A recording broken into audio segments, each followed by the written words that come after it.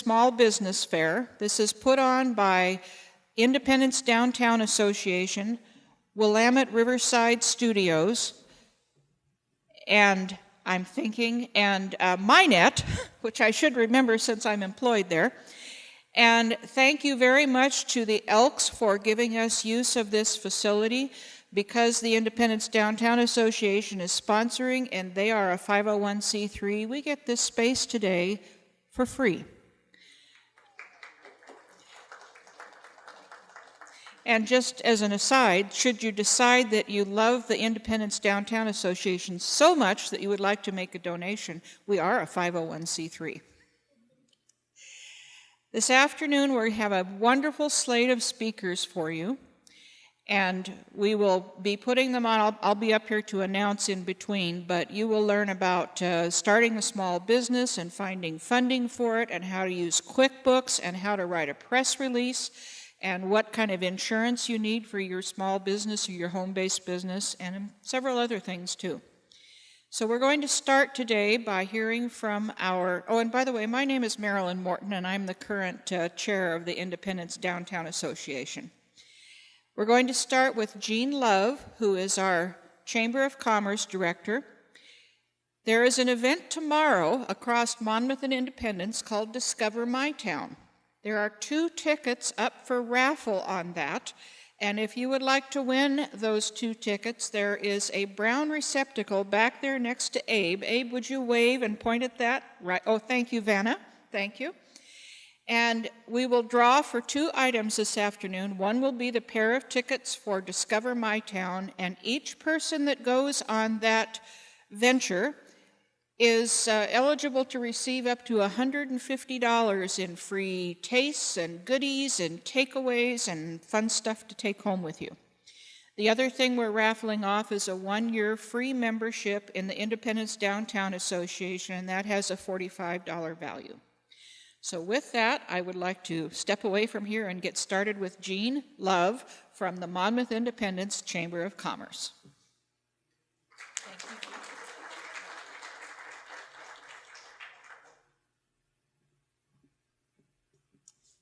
So good afternoon to everyone. Again, my name is Jean Love. I'm the Executive Director for the Monmouth Independence Chamber of Commerce and Visitor Center. And I'm just going to do a quick little overview of what the Chamber is, who we are, and what we do. It's not a sales pitch, it's just letting you know what kind of a resource we provide for you as the area Chamber of Commerce and Visitor Center. So first of all, what do we do? If you're a Chamber of Commerce, what does that mean? And for the most part, our mission statement stipulates that we celebrate the economic vitality of our businesses and our organizations in our community. So what does that mean if you celebrate the economic vitality? We're also your community connection, so connecting businesses with other businesses, connecting organizations with businesses, and just being a general resource for our community at large. We do that through a variety of ways. First, let's talk about some of the opportunities that are provided. One, thanks to Woo TV and to WIMPEG, every month we have a TV show called Chamber Chat, where I interview 3 of our chamber members, 10 minutes each, as a way for the community to get to know our chamber members professionally as well as personally. And then thanks to Minet, that is actually shown on local cable channels via the WIMPEG organization. It's also placed on a couple of YouTube channels and, of course, Facebook, everyone's favorite. So that's one way for people to get to know more about our chamber members is through Chamber Chat. It's a fun 10-minute show. Looking around the room, I see several of you who've participated in it, and thank you for that. Other opportunities include promotional opportunities and advertising opportunities. Some of these are open to anyone, and some are open to members only. But we have a reader board, for example, on Highway 99. So the traffic that goes up and down Highway 99 West every day, especially football season when it gets backed up because people are waiting at the stoplight, we have a reader board, and you can post a message there. It stays up for 15 days, basically 2 weeks, and it's open to members and non-members. We also have cinema ad spots available for people at the Independence Cinema. They have 8 theaters at the cinema, and the ads run every day before every show in every theater. Typically, there's 4 showings per theater per day, so you're looking at over 32 times that your ad is run. Another promotional or advertising opportunity we have is a ribbon cutting. This is open to anyone, members or non-members, to celebrate the idea of someone starting their business, opening their business. If you've moved, you're going to do a grand opening because you've relocated. Maybe you've renovated. Maybe you've done something to dress up the shop. But we can do ribbon cuttings as a way to help get that information out to people of who you are and what you do. We also, as far as opportunities, beyond promotional and the advertising is beyond Chamber Chat, we also offer educational opportunities. We have a series called Pep Talks. It stands for Promote Enterprising Performance. Each workshop's about an hour and a half. It includes lunch, and the topics vary from, right now we have a series, our spring series is focusing on promotional opportunities. We had a workshop on how you promote yourself online, so what your electronic footprint looks like. We also, just this week, had a workshop on promoting yourself on paper, so brochures, postcards, things like that. And coming up next month in June, we'll do Promote Yourself in Person. So when you are at a networking event, how do you pitch your business? You're really probably good about pitching yourself and your skills that you have. How do you pitch your business? And that's the topic for next month's Pep Talks. So educational opportunities for Pep Talks, open to members and non-members, and we have registration available on our website. We also do forums. Our forums are the second Wednesday of each month, well, alternating months, from 12 until 1. We always have a guest speaker. This month we had State Representative Paul Evans, who spoke, provided an overview of the legislative session that just ended, as well as looked ahead towards the ballot in November, and also just fielded questions from people in the audience. So our forums have an educational value as well, with information from our guest speakers. We also have the ability to mentor. As a young business owner, or maybe new into a new field, we can match you with existing businesses if you want that mentoring experience. We also offer networking as an opportunity. We, on alternating months, do after-hours mixers the third Thursday from 5:30 to 7, and that's purely networking. It's a time to come, shake hands, exchange business cards, have those conversations in a very informal, easy, comfortable environment, and that way you can help grow your business via word of mouth. We also offer, of course, sponsorship opportunities, which allows you to get your name onto a larger scale. We have several annual events every year with different target audiences. So depending upon who your goal or your audience is, the sponsorship opportunities will vary. For example, every year, typically the first week or two of March, we celebrate our chamber members and citizens of our community who do outstanding work in our annual community awards banquet. So that target is very more specific to acknowledging the accomplishments that people have had.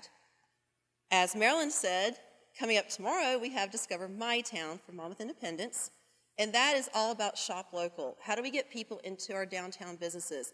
And if you're not located in downtown, you can still participate. We have lots of businesses who've signed up to be guest booths, so they've been paired with an event host site. And the event will have everything from wine tasting and beer tasting, to food samples, to tangible items, like one store's giving out sunglasses, someone else is giving out the soccer-type backpacks, and the list goes on. So that's Discover My Town, and that obviously is targeted as a community-wide event open up to everyone. 21 or older, obviously, for the tastings, but anyone of any age can participate. And then we also have an annual event in October every year called Spooktacular Bingo, and this is a family-friendly event. And it's bingo. So you come, you stay for one game or more. Your choice is $1 per card, and you play bingo for different prizes that we have, from cash prizes to actual tangible items. So again, through the community events that we have, you have different target audiences that can reach depending upon what your goal is. And then finally, Chamber of Commerce, we're also the visitor center, so there's the tourism component. In our office, there's display space for people who walk in, as well as when people call and say, can you mail me information about your area, whether they're looking to relocate here to live, or if they're looking to just come and visit. But we put together those packets and mail them out. If we have your information, and your information is something of interest, we can stuff that in the folder and send it out. So far this year, we've delivered, if you will, distributed over 400 relocation packets.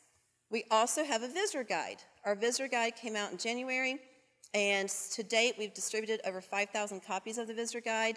That has gone statewide at some of the area welcome centers, for example, at Oregon City, as well as down in Klamath Falls.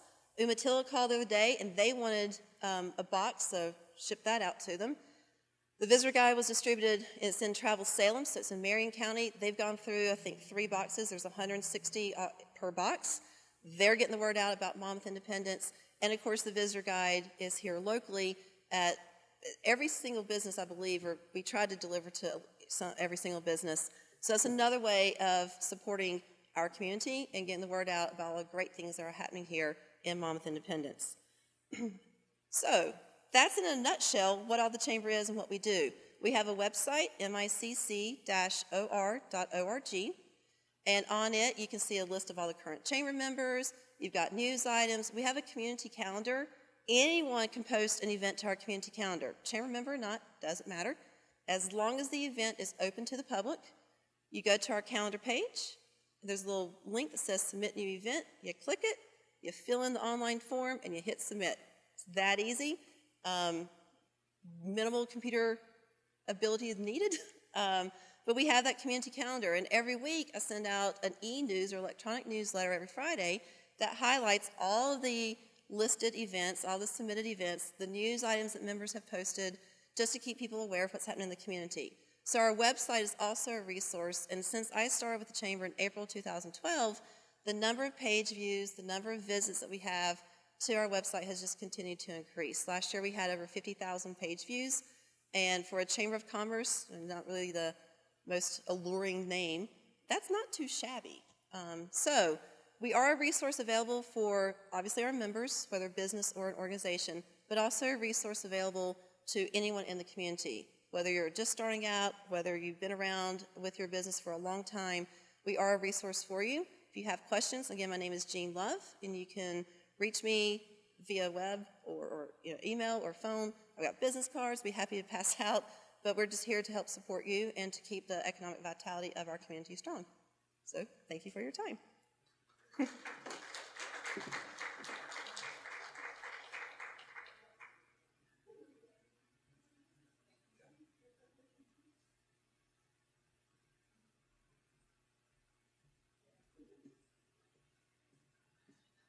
Thank you, Jean.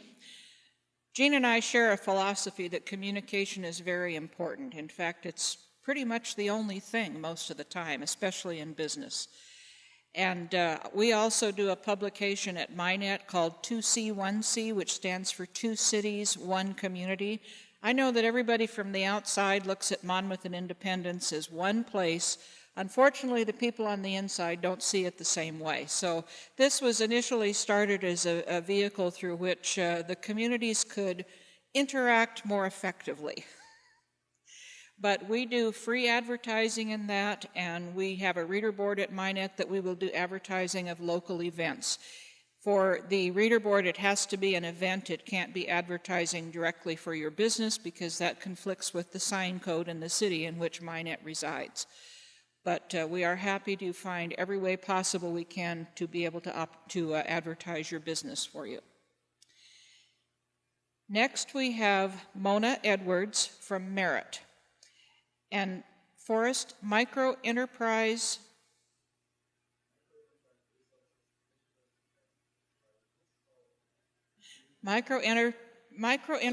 Resources Initiative and Training. They help new businesses get started and get off the ground. And we have a number of businesses in both Monmouth and Independence who are in existence today because of Merit. One is right around the corner from here, a place called Ladies of Liberty, which is a quilt shop that's very, very nice. So with that, I would like to turn this over to Mona because she's going to talk to you about Merit, and she may even say the name in full. I don't know. Maybe it's just going to be Merit.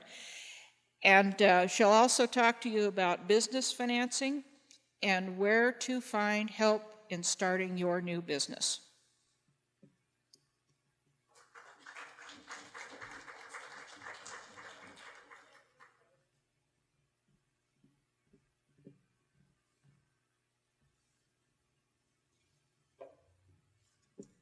I brought handouts for anybody that would like them at some point during today. I work for Merit. Merit stands for Micro Enterprise Resources, Initiatives, and Training. How many of you have heard about Merit before? Polk CDC, yes, good. Excellent. Well, for those of you who haven't heard, Merit is a 501c3, which means it's a nonprofit organization, and our mission is to help people that want to start their own business. And we give them the resources that they need, we give them the training that they need, and we stay with them and work with them after they've gotten started. So whatever happens in the next 3-4 years of your business, we are there to help you work through that and to strategize what it is you need to do. What we've discovered in the years that we've been in existence, which I think is about 11 now, that a lot of people jumped into starting their own business because they wanted to. They had a passion and desire to start their own business, and they just went for it. But some of the things that they didn't consider, we hear about a couple years later. I wish I would have thought about this. Any of you know what the number 1 and number 2 reasons are for small business failures? Well, usually it has to do with family relationships. When someone starts a small business, they haven't always had the communication with their family members that they need to have so that the family members know what they're getting into. In terms of time, starting a business for the first few years is going to take 24/7 of your life. It is going to own you. People come in and they say, I want to start my own business because I want to golf 3 days a week and I want to make $60,000. Well, great, that's a good goal for 10 years down the road, but not now. So the first thing that we talk about with our clients is to know their self, to know their family, to take a self-assessment, to pass out that self-assessment and let others review that and tell them how they view you. You learn so many things about yourself in doing that. What are your strengths? What are the things that you need help with? The more people that you get in your network as you're starting this and you're planning this, the more help you can get down the road. Most of us do not grow up being amazing bookkeepers or financial wizards. So we sometimes need help doing that. But as a startup, you don't always have the money to hire someone to do that. But I'll bet you have someone in your personal network that has experience doing that and would be happy to volunteer to help you in the beginning. So the more people that you talk about and the more people you bring in your network, the more support you set up for yourself, both emotionally and for your work. And the bigger your beginning steps of marketing becomes, because the best marketing is word of mouth. When I ask somebody, oh, I need a service, who do you know that does this service? And people tell me, and I hear that name a couple of times, I want to call that person. So talk to people, be open, ask questions, get help. The second thing we want to talk to people about is to know the difference between owning a business and working for a business. Now, I'm going to put some of you on the hot spot, and I'm going to ask you the question. What do you think is the difference between owning your business and working for a business? Can I call on Avon to answer my question? Working for yourself or working for another business?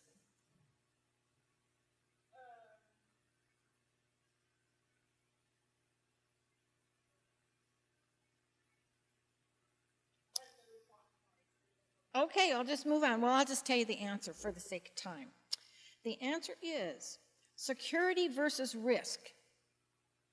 It's an important consideration. The other thing is, how do you define risk for yourself? What does risk mean to you? How much are you willing to risk to start a business? Going forward and growing your business, how much are you willing to risk? You need to define that and know when you're getting close to that line and have somebody help you strategize through moving forward on that. The other thing is results versus routine. Most people who work for a business have a routine. They go to work and they perform the routine. And they're really not concerned with the results because it doesn't affect their bottom line. But as a business owner, it affects your bottom line. You need to really identify the results that you want. We talk a lot about fears, expectations, and motivations in our class. What's motivating you to start a business? Why do you want to do that? What do you expect the business to do for you? Clearly define that. And the big thing that none of us really want to think about is what our fears are. But it's important for you to identify what are you afraid of in starting your business. If you're just thinking about it and you want to get help doing that, come and talk to us. We can help you work through that and then develop strategies to mitigate your fears as you move forward. Those fears, we notice just in our daily lives, that the fears we had as a children often come back to us as an adult. There's still insecurities that we have. And that's the same with business. So you need to develop strategies to deal with this. And then the other is long-term versus short-term responsibilities. As a business owner, you have long-term responsibilities, and you also have short-term responsibilities. When you move into the area of having employees, then you have responsibilities to families as well as the community. So there's things to think about in knowing the difference between owning a business and working in a business. What types of businesses are right for you? Your self-assessment will help you figure that out. Then we walk them through selecting a business structure and how to do that, how to get on the Secretary of State's website and get the information you need. There is a book called How to Start a Business in Oregon that is on their website. You can download it in PDF form, and it goes through and explains all of the different business structures and pretty much anything you need to know about starting your business. When you select your business name, you register it with the Secretary of State. Has everybody in here registered your name with the Secretary of State? Okay, for those of you who haven't, it might be a good thing for you to look into that and see if someone else has your business name even. That's a good thing to check for. And then the other big thing that we stress at Merit is research. You can't do enough research for the industry that you're in. It's always changing. You always need to be doing the research. This helps you with your marketing. It helps you with your strategies on how you're going to connect with your market. It helps you identify your target market in a tighter way. We think, I'm going to sell ice cream and everybody's going to buy my product because everybody eats ice cream. Well, that's not true. There are, some of us who are real selective about the kind of ice cream we eat. And so how do you get that to that section of the population? How do you communicate with them? How do you tell them about your product that makes them want to come and take your product? What is it that they're interested in? So we can help you with the research to do that. And then we have funding. And I'm going to let Forrest talk to you about funding. So Marilyn, do you want to introduce him or do you just want me to?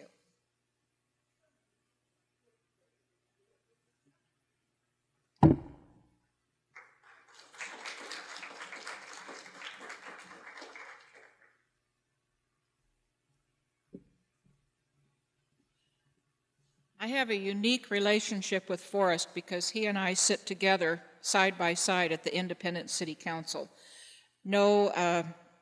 It's been 4 years, and I really enjoy sitting there because he asks great questions. So we recruited him one night when he came to council, not suspecting that he was going to be asked to be on council, but he's been a very willing counselor ever since. Please welcome Mr. Forrest Peck from Merit. All right, well, thank you, Marilyn, and she's right. I went to a council meeting one night. I was given a report is what I was doing, and the mayor said, boy, we see you around here a lot. We should probably get you a desk, and I laughed, and I go, well, yeah, that'd be a good idea, and little did I know. So I'm the director of Merit. Merit is a nonprofit.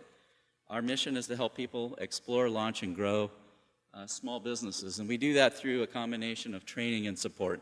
And we've been around since 2003, And one of our local founders is the Polk Community Development Corporation. So when we started, we weren't Merit, we were the Marion Polk Micro Enterprise Program, MPMP.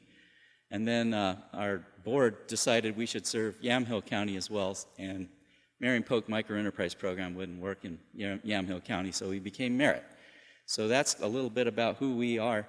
I think I have the greatest job in the world. I get to work with business owners, and more importantly, I get to work with the incredible staff that I have.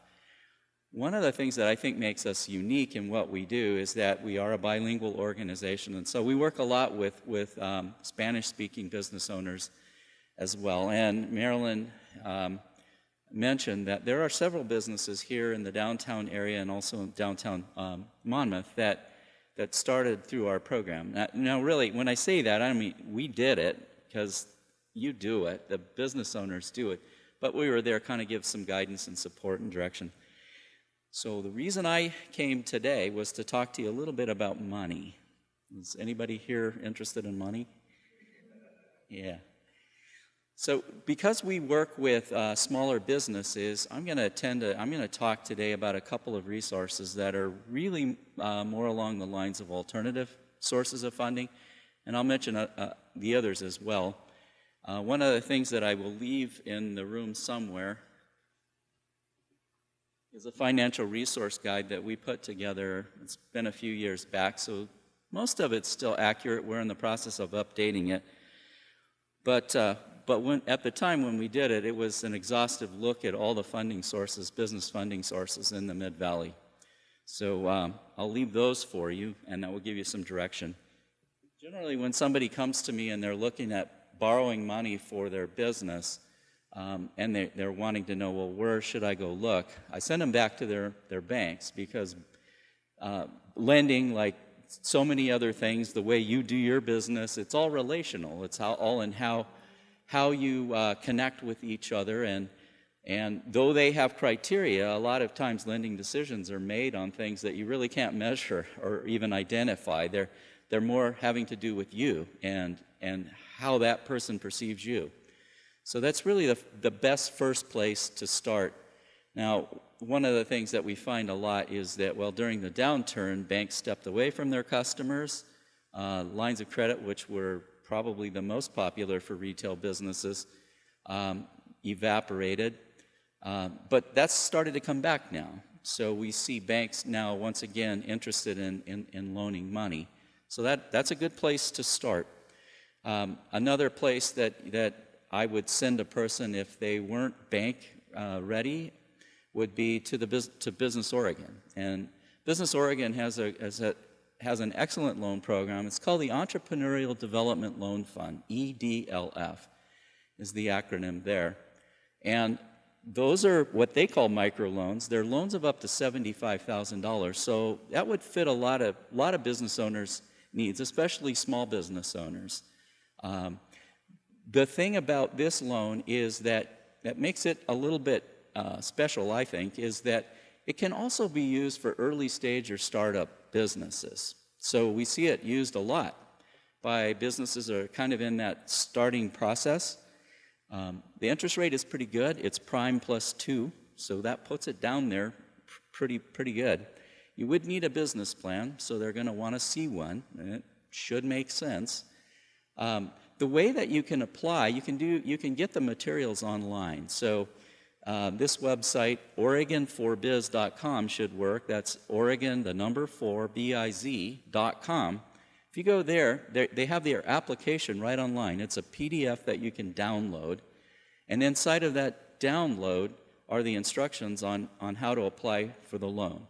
Now, one of the things you'll need to know is that if you go through that process and you put your business plan together, before they'll accept it, it needs to be reviewed. And the Small Business Development Center Network in Oregon is the chosen one. They're the chosen ones for doing that. So start through that process, get your business plan going, then just drop into the Chemeketa Small Business Development Center, which is in downtown Salem on the corner of Union and High, 626 High Street. So that's another option for you. The other options that I wanted to mention are more alternative than that. And one of them would be, has anybody here heard of Kiva? Do you know what Kiva is? Anybody in the room? It's a couple of people. So it's an interesting organization. What they've done is that they've focused internationally on sort of a crowd-funded concept for getting money into the hands of really small businesses, micro businesses. So there's a couple of places in the world. I think Kenya is one of the places where they've really focused. And what you might find there is, say, generally it's a woman, and she makes something, and she sells it, and she's the breadwinner for the family. And it often doesn't take a lot of money for her to stay in that business. She just needs the ability to buy some I don't know, fabric or some goods or maybe a piece of a tool or something. So $25, $50 might do a lot for her. And those kinds of loans are crowdfunded on a platform that Kiva, which is a nonprofit organization out of San Francisco, has developed. So people from all over the world will donate. No, you're not donating, you're loaning money to that business. So, and they aggregate those funds, and when the goal is met, then they release them. It's a wonderful program, and it's been around for probably close to a decade. About 3 years ago, Kiva decided that they would implement a domestic version of that program. And Oregon was one of the states that they started in. And so now Kiva Zip hosts a platform that can be used for your businesses.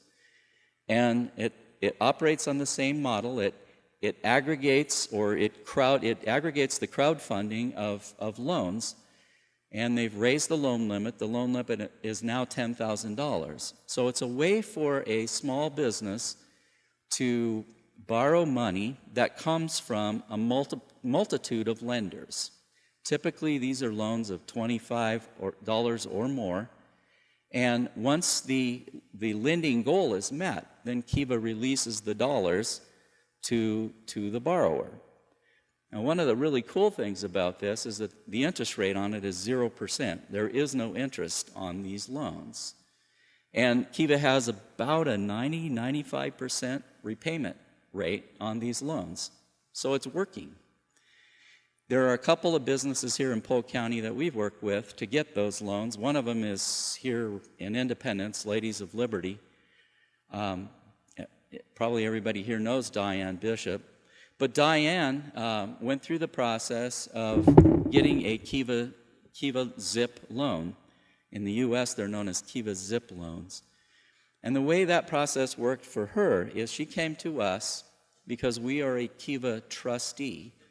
And what that did for her is it gave her a partner, but it also gave, it lowered the threshold that she had for local support before Kiva would open it up to the international community for lending.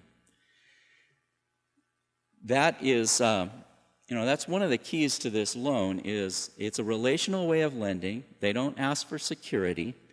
Their security really is the relationship that either you have with a trustee or you have with your friends and your local community. You don't need to go through anybody to apply for a Kiva Zip loan. You can just go right to their website. It's zip.kiva.org, and right there online you can apply for a loan. Now, one of the keys to being successful at getting the loan is that you got to be pretty good at social media, because this is a crowd-funded process. You've got to get the word out to your friends. So you got to be using Facebook. You got to be telling everybody you know. If you can get Emily at the paper to write an article about it, that would be even better. But you got to get the word out that you're fundraising. Kiva will hold back on posting your application onto their platform until you reach a threshold that they designate. The last one that we worked with, that borrower had to come up with about 5% of the amount requested before it went live on the Kiva Zip website. Now, what's exciting about this is borrower or lenders from all over the world loan you money. So you might have people from Sweden, Denmark, Australia, Africa, loaning you money, $25 at a time, and when it finally reaches your goal, then Kiva releases the funds to you, generally through an EFT process, and then 30 days later, you start repaying the loan. As your loan is paid back, the people that have invested in you get repaid. So the money comes back to them. Unlike the local investment opportunity network types of crowdfunding that are starting to kind of happen these days, this does not repay those loans with a dividend. So I'm a Kiva lender. You can be a Kiva lender. You can go on this website. You can see what other businesses are looking for money. You can make a loan, $25. Right now I'm helping out a woman who's building a tea business in Fairbanks, Alaska. I've never met her, but I'm getting paid back, and as she gets her business going, everyone else gets paid back as well. It really presents some really interesting opportunities for us here locally as well, because we want our businesses to succeed, right? So there is the borrowing side of Kiva that's really cool, but the other aspect of this that I think is even more interesting is the opportunity to come together locally and invest in businesses and get repaid. And I know that, well, Sean, you're in the back of the room now, I believe. I'm not sure who that is. Is that Sean? Okay, he's here. I know we've had some conversations about, well, how do we create funds or avenues so that local people can support the businesses that they love? And I think this is a way that we can do that. I'd be really interested in knowing if any of you find that exciting as well and would be open to becoming a part of something like that. And if you are, tell me today, or tell Sean today, so that we can kind of start to figure out who you are and maybe start to organize some local efforts to fund our local businesses. So that's kind of how Kiva Zip works. I have some information here. It has their website on it anyway. You can get going right away on a Kiva Zip loan. And if you would like to, once you get into it, you'll see that there's a place where you can check and say, I have a trustee, and here's who my trustee is. And if you get to that place and that's something that interests you, then certainly let me know, let Mona know, so that we can talk to you about what it would take from our perspective for us to endorse your loan. It will allow you to do that initial fund up more quickly. And we can also assist you with the business plan development, which we can do whether you're going for a Kiva Zip loan or not. If you're thinking about going to a lender, you probably should be putting a business plan together. Not all loans require them, but certainly larger loans, anything over about $5,000 or $10,000, generally, you need to at least walk into a bank and have one and show it to them, whether or not they ask you for it. And we can help you with some resources. We've got templates that we can email you and that sort of thing. The other alternative type, am I about done, Marilyn? Just wave at me when my time's up. Perfect, I like that. So the other thing that we have is a partnership with a CDFI. Has anybody ever heard of that? It's a couple of people. So what that is, it's a community development financial institution. It's generally a nonprofit, and they're set up to provide community investment, including business loans. We're connected. We have a partnership with a CDFI out of Portland called MISO, which is Micro Enterprise Services of Oregon, and we do loan packaging for them. Their loans run from about $500 to $50,000. The $500 loans, I think, are really intriguing and something for people to think about, seriously think about, particularly if you've never borrowed money. Because what it does is it gives you a simple way. These are credit builder loans. They're small dollar amounts that are lent out for the purposes of as you repay them, that gets reported back to a credit bureau, which causes your credit score to rise. So it's a strategy that you can use to improve your credit position so that down the road, when you need larger amounts of money, you've done the work of building up your credit score. So talk to us. We can help you get one of those. But these loans can go up to $50,000 and still be considered microloans. There are 3 Small Business Administration approved micro lenders in the state, and MISO is one of those 3. So that's one of the reasons we've chosen them as a partner. Those funds are available here in Independence. So businesses that are interested cannot get the money from the bank. You might want to look into this. I do have some information, rate sheets from MISO, and I'll leave some cards so you can contact me and I can get you connected through that process. That does require a business plan. Again, we'll give you the templates, we'll give you feedback, we'll walk you through the process of putting together your business plan. We try to make it easy for you. So that's what I got. Are there any questions? Yes.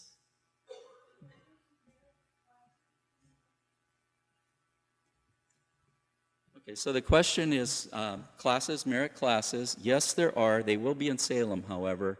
Typically, we're out here in Independence. We do classes over at the community center, and because of funding this year, we haven't been able to do that. But we can, but you can join our classes in Salem. Mona, do you have the dates on the next classes? Okay, you do not. They're coming up quick, so call Mona, 503-584-7314, 503-584-7314, and she'll talk you through getting registered if you've got somebody who's interested. We, in our launch classes, we bring an attorney into the class. We spend an hour to 2 hours just talking about legal formation, leases,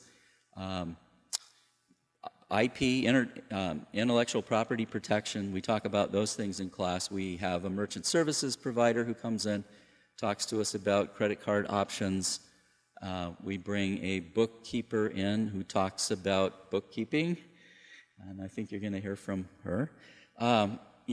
So we do a lot of great things inside the classroom. Our idea is to bring the resources that we know you'll need once you get your businesses going into the classroom so you don't spend a lot of time looking around for them. Any more questions? All right, thanks.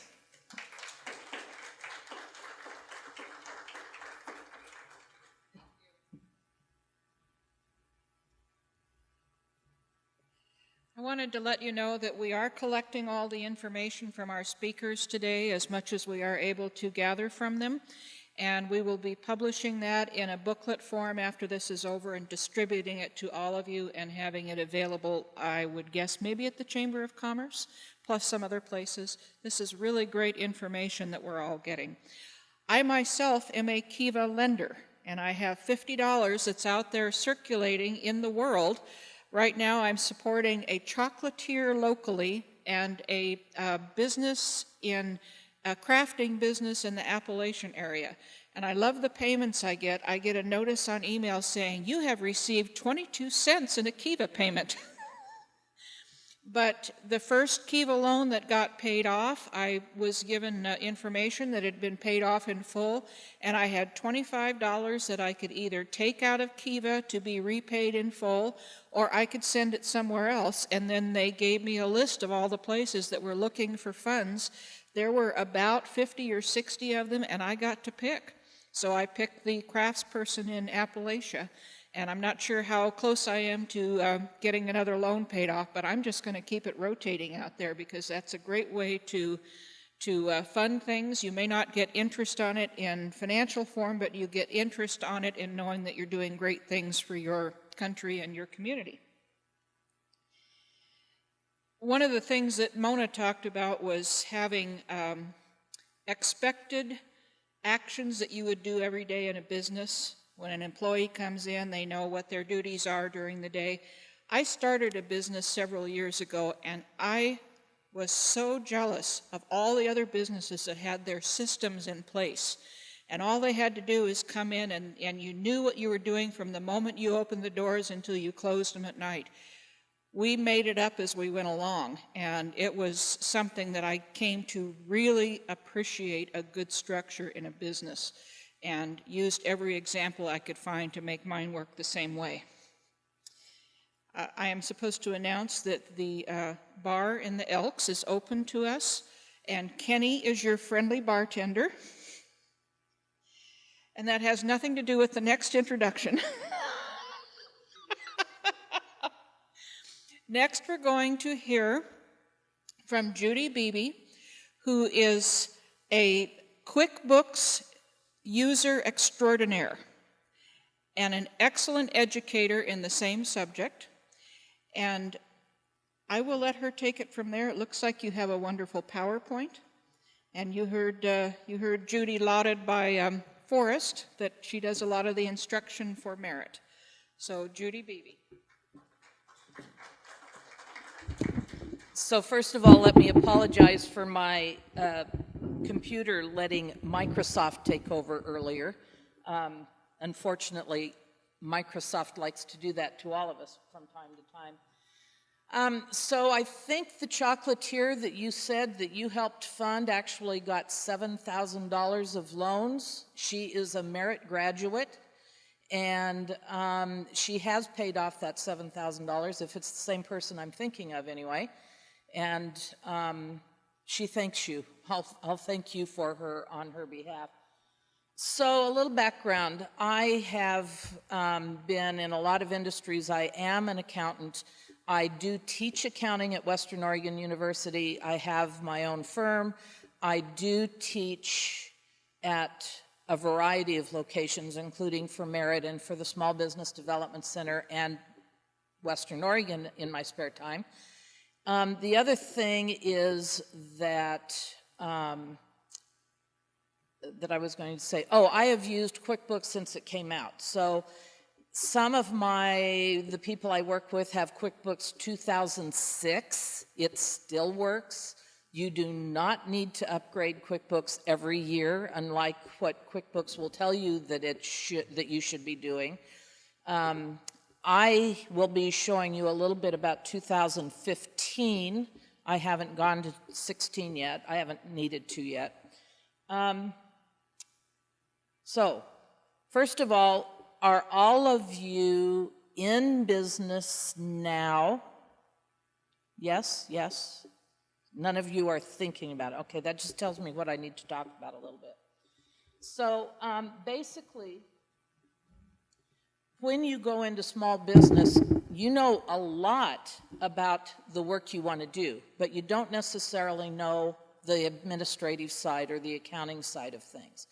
And so you could be a great success on the type of service you provide or the type of product you are providing, but if you don't know how to manage your funds and don't know how to report things, you could end up being a failure. So the whole point of my presentation is to help you avoid being that failure who knows how to do the work but not be the company. Okay, so why do we do accounting? We gather up all the information that we receive on a daily basis, so your receipts, your bills, the work you do that you invoice out, you gather that all together and you have to report it in some fashion. And so you start usually by trying to figure out where your money's coming from and what you are using to spend your cash on, and you're trying to figure out how much profit you're making at the end of that time.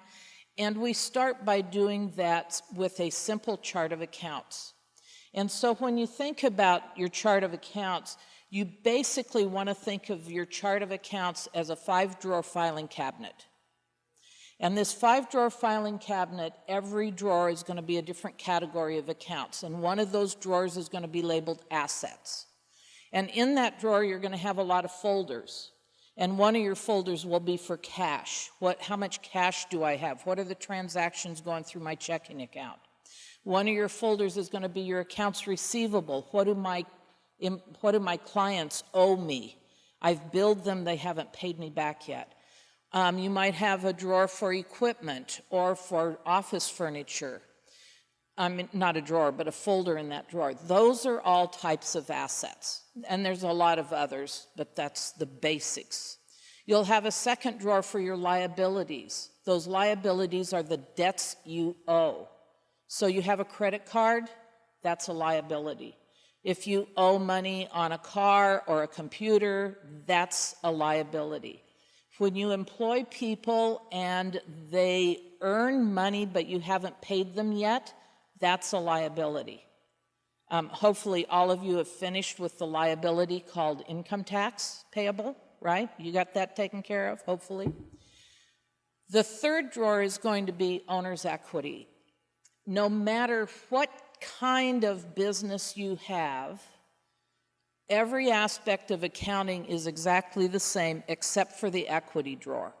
And I'll talk more about that in a moment. You're going to have a drawer for the revenue. Where does my money come from? Do I provide services? Do I sell products? Do I do both? That's your revenue. And your expenses are your normal costs of business. So do I pay employees? Do I pay rent? You all have insurance, I'm sure. Do I have to pay for business licenses? Mona talked about getting your business name registered. That'll either be $50 to $150, depending on how you're registered. All of those are expenses.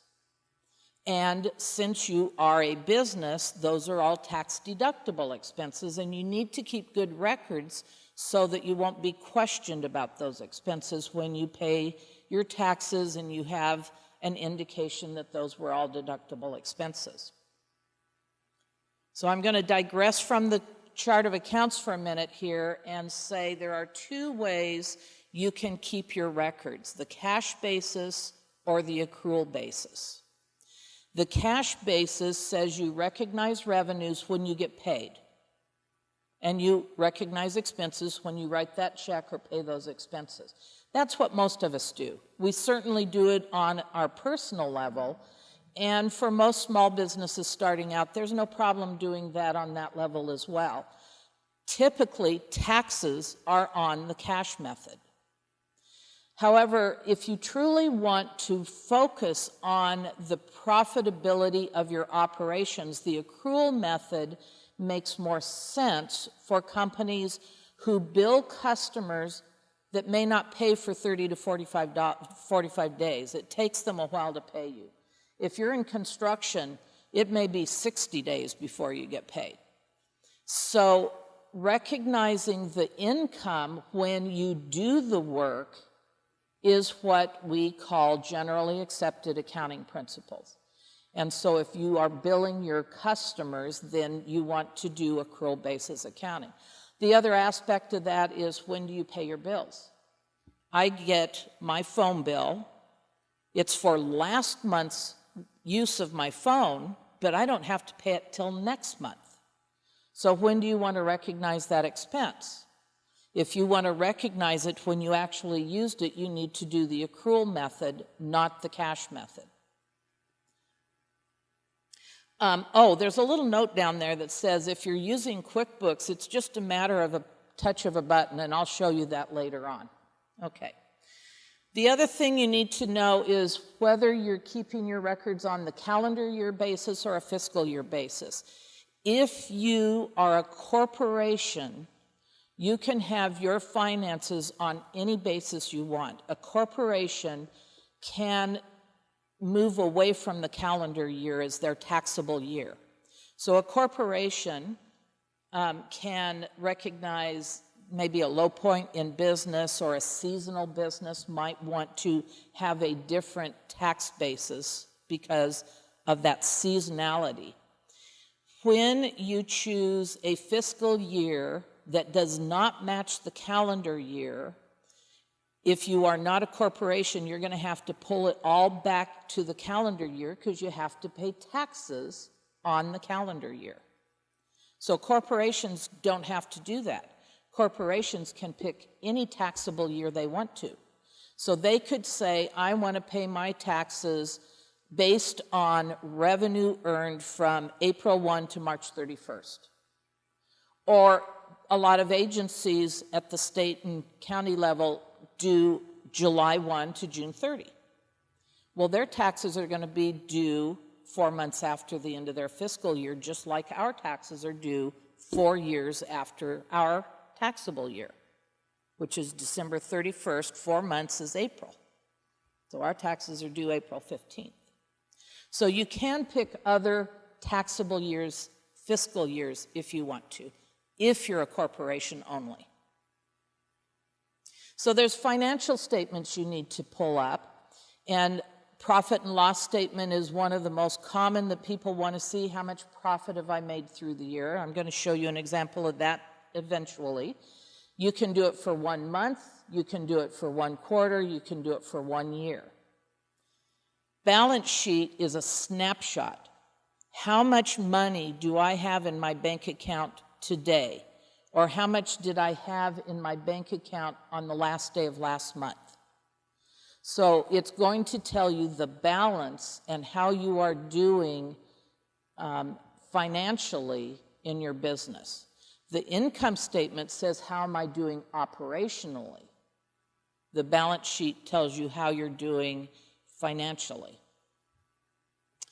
And then the statement of cash flows, which no one except accountants know or understand, and if any of you want to truly understand it, see me later. Okay. I said that all of accounting is exactly the same for every business organization except equity.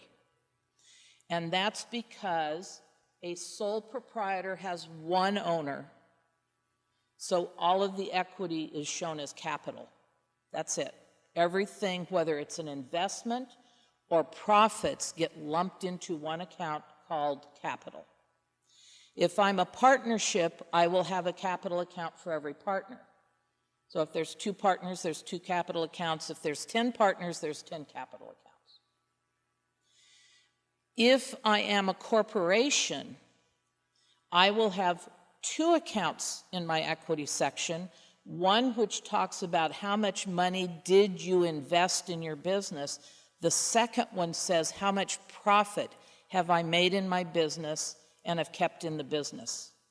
You may have heard of retained earnings. How much have I earned and kept in the business, retained earnings. So corporations have 2 accounts to watch that equity. Sole proprietorships and partnerships essentially have only the capital account to look at equity. And then there's limited liability companies. How many of you are an LLC? Okay, a few of you. An LLC, many people don't understand this, an LLC is a state designation only. The IRS does not recognize an LLC. That doesn't mean you can't be an LLC, but if you're an LLC, then you tell the IRS, I'm a sole member LLC, tax me like I'm a sole proprietorship. Or I'm a partnership LLC, tax me like I'm a partnership. Or it's going to say I'm a corporate LLC, tax me like either a corporation or an S-corp. So you pick the method of taxation separately of saying to the state, hey, I'm an LLC. I have limited liability in my business. So hopefully you all knew that. And I'm going to move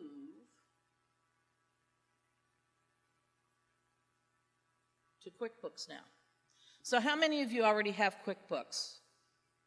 Okay, I see 3 hands. All right.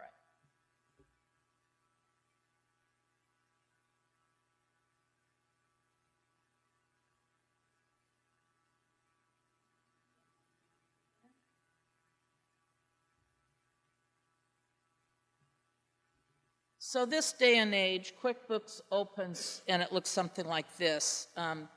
Personally, I don't like that look. So I change it, and any of you who want to make that change can do so just the same way I am. Because I want more window. I want to see more window.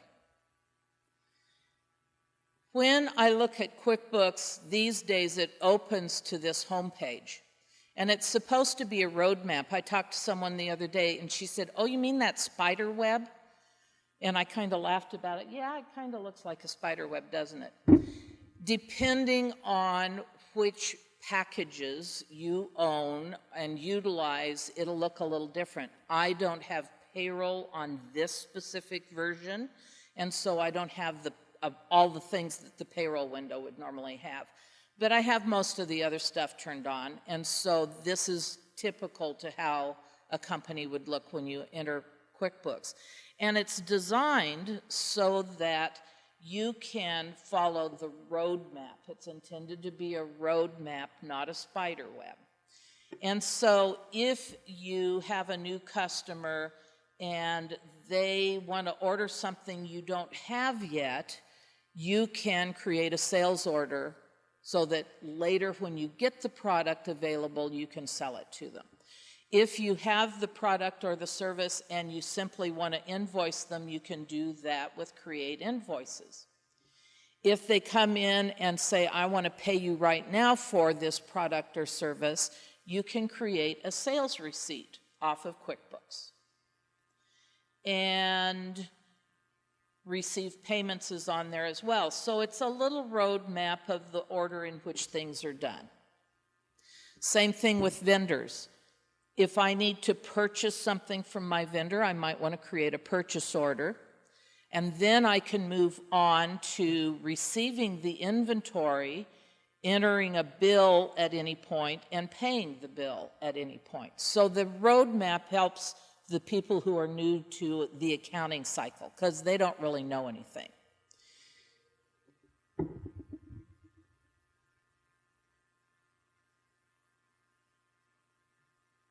I commented earlier about a chart of accounts. When you first set up QuickBooks, it's going to say to you, what are you? Are you a sole proprietorship, partnership, LLC, corporation, S Corp? You tell them. And then it says, what kind of business are you? Are you a service-oriented business? Are you a product-oriented business? Are you a nonprofit business? And you answer that. And it just magically goes out and creates a chart of accounts that has some relevance to your business. And so you don't need to know a lot about accounting to set QuickBooks up and use it. The issue is that QuickBooks can become as complicated as you want it to be or as simple as you want it to be. And so one of the things I recommend for people who are new to QuickBooks is that they sit down and they make a list of everything they want to have a report on. So what do I want to track? Do I want to track that I only have one kind of customer, or I have 10 different kinds of customers? I have retail, I have wholesale. If I'm in construction, am I doing remodeling, new building? Am I commercial, residential? If I'm a nonprofit, do I have grants? Do I get donations? What do you need to track?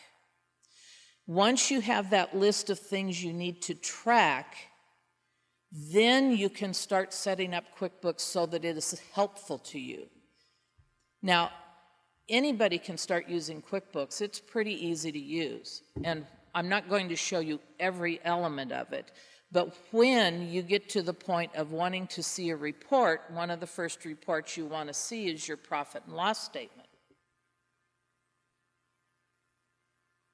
which looks something like that.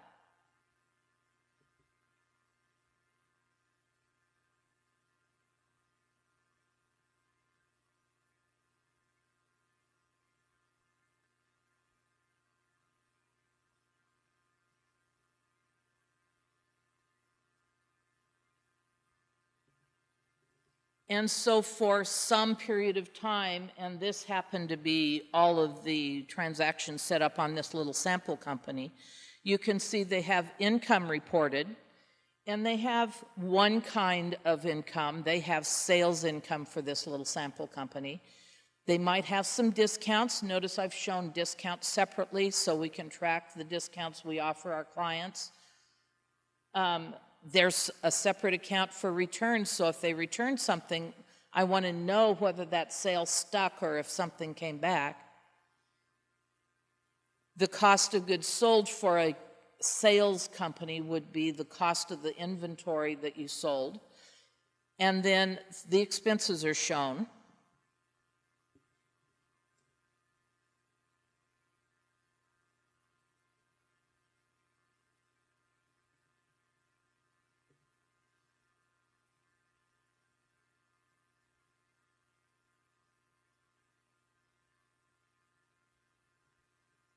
And then if you have some other expenses like interest expense or taxes, then that's shown, and then net income is the total profits that are left in the company.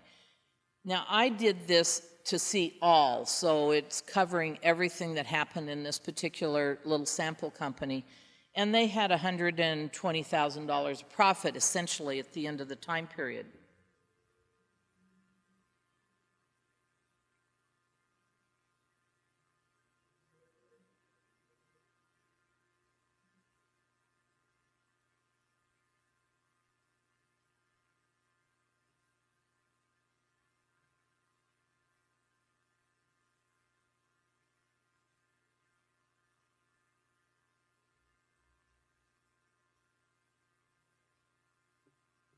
And then the balance sheet shows all the assets. It shows all the liabilities.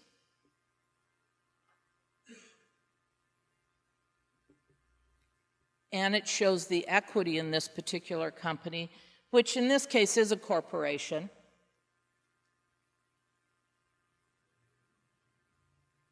And the retained earnings, which in this case has $152,000, took the net income from the current year plus the net income from the prior year, added together and lumped it all into one account. And that's what QuickBooks does. It knows how to group that together.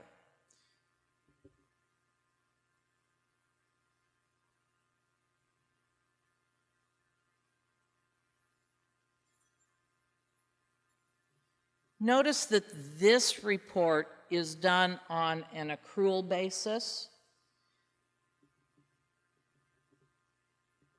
Total income is $534,000.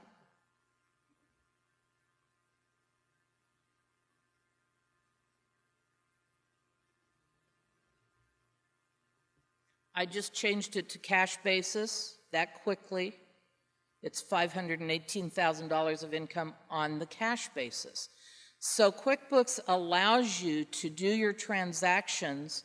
You don't have a clue what you're doing with those transactions other than showing that you're writing checks, receiving deposits, billing customers.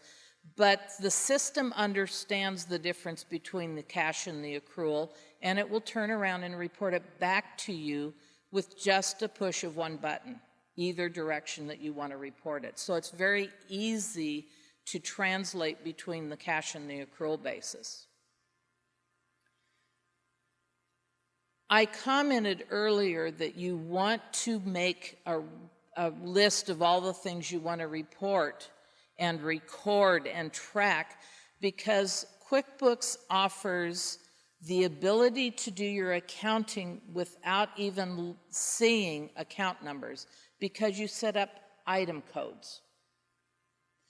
Item codes are a way to track your income and your expenses without even being an accountant. And so you might say, I'm going to call my service income, I'm going to call it service. And you set up a link between the item code and the account number. So you can have people helping you with your bookkeeping who don't have a clue what an account number is. You can say, I want to track my inventory. So QuickBooks allows you to track inventory if you want to. And so you can track when you're running low on something. It will give you a reorder point. So when you're getting low, it's going to say, you know, you're trying to sell 5 of those. We only have 10 left. It's time to reorder. It can tell you that if you're tracking inventory. Okay, so Oregon has no sales tax, but 46 other states have sales tax.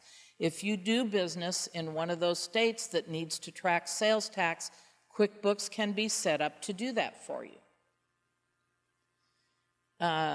What else? Tracking the time you worked. You may not be getting a paycheck, but you're working in your business. You can track how much time you're actually spending in the business. Even if you're not getting a paycheck, you can still track that time. And if you have someone who's willing to pay you for your time, then you can set it up so that you can track that, get paid for it. Instead of calling it income, it's an owner's draw. You can get paid for working in your business. Any of you feel like you want to get paid for working in your business? Okay. So QuickBooks allows you to do that. I can record the amount of time. I should have done this when I started this.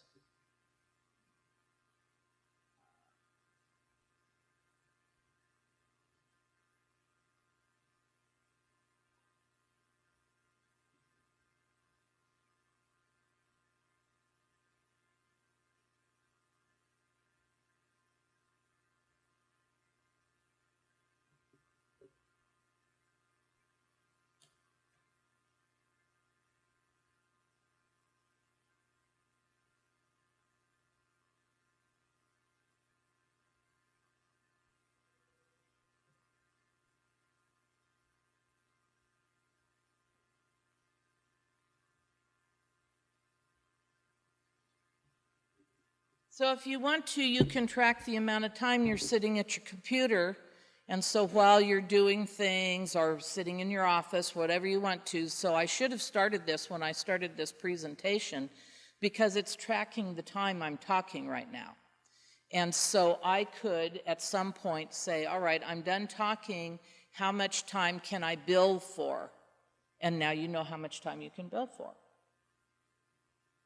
So QuickBooks is a helpful tool. It is not the only automated accounting system out there, but it is certainly the one that has reacted to people's questions and inquiries and requirements so that they have tried to create a system that works for all kinds of different elements.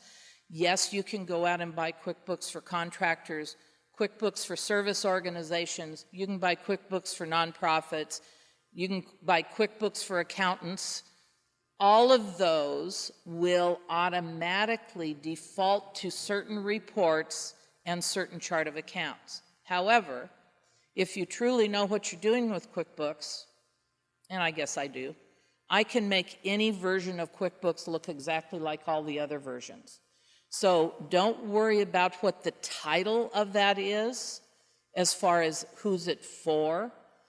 I will tell you QuickBooks Pro versus QuickBooks Premier do have some differences, and if you are using inventory, you want QuickBooks Premier. You don't want QuickBooks Pro.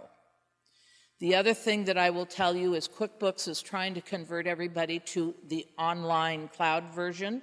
And that's fine if you want to pay a monthly fee and have them available to help you with your things. That's fine.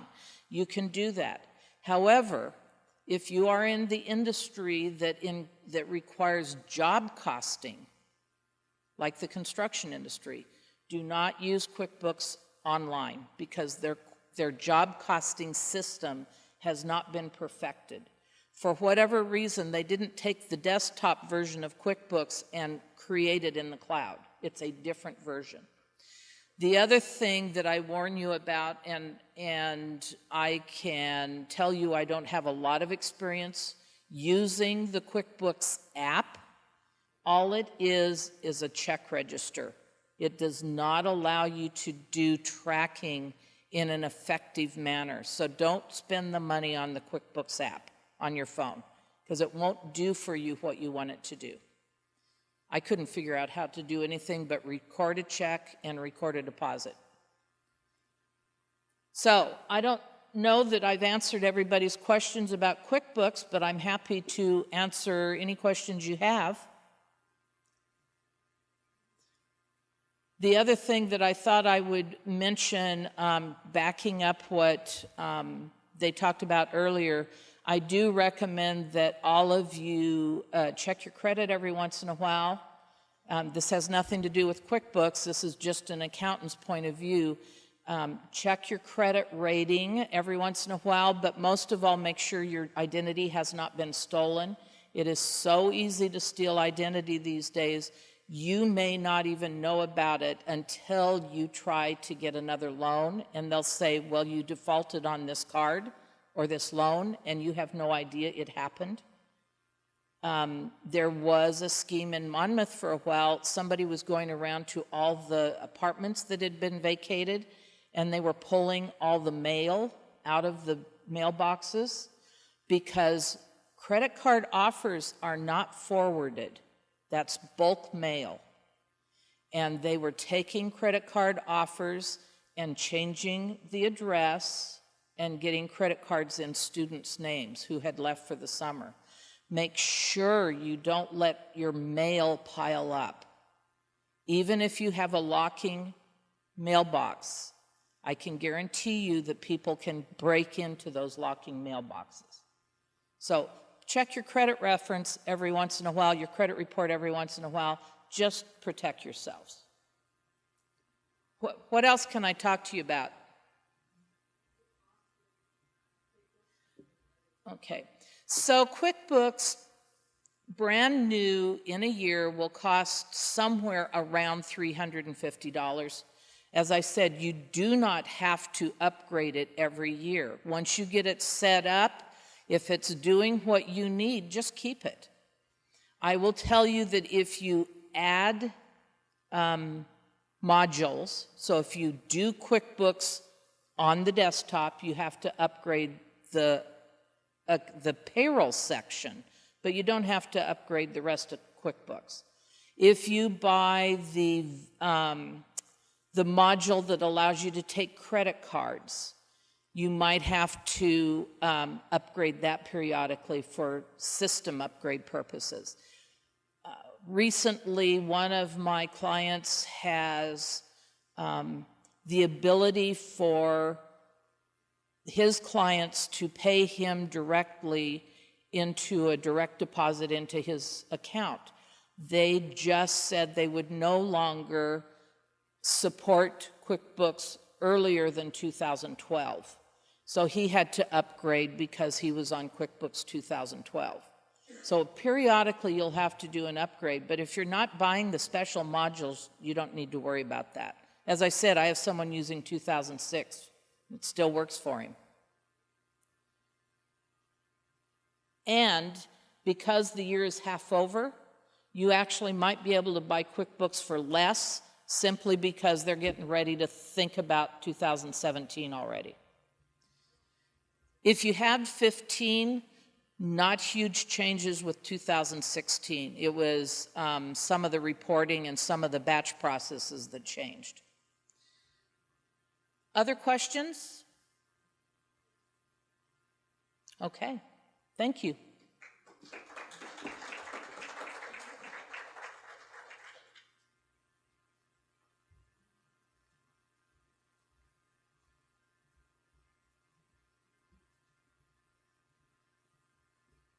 Thank you very much, Judy. Oh, you're welcome. May I get a copy of that PowerPoint? Sure. Okay. Thank you. We're going to email it to you, or do you have a flash drive?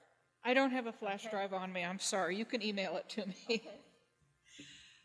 I wanted to let you know that in the process of researching this event and some of the home-based businesses, do you know that in Monmouth and Independence we have 501 home-based businesses? Now, some people have more than one at their address. The winner is a gentleman in Monmouth who has 16 at his address. And if you figure, we were hearing earlier about registering your business with the state, it costs from $50 to $150. To register 16 businesses is a substantial investment every year. I have 4 at my house, so I'm only spending $200. We're going to have a break now so that you can walk around and converse with other people. If somebody feels the urged to come up and talk about their business, they are welcome to. I discourage karaoke, but if you're that brave, go right ahead. And we'll start again in about, probably about 20 minutes. Also, I remind you, as a courtesy to the Elks, the bar is open.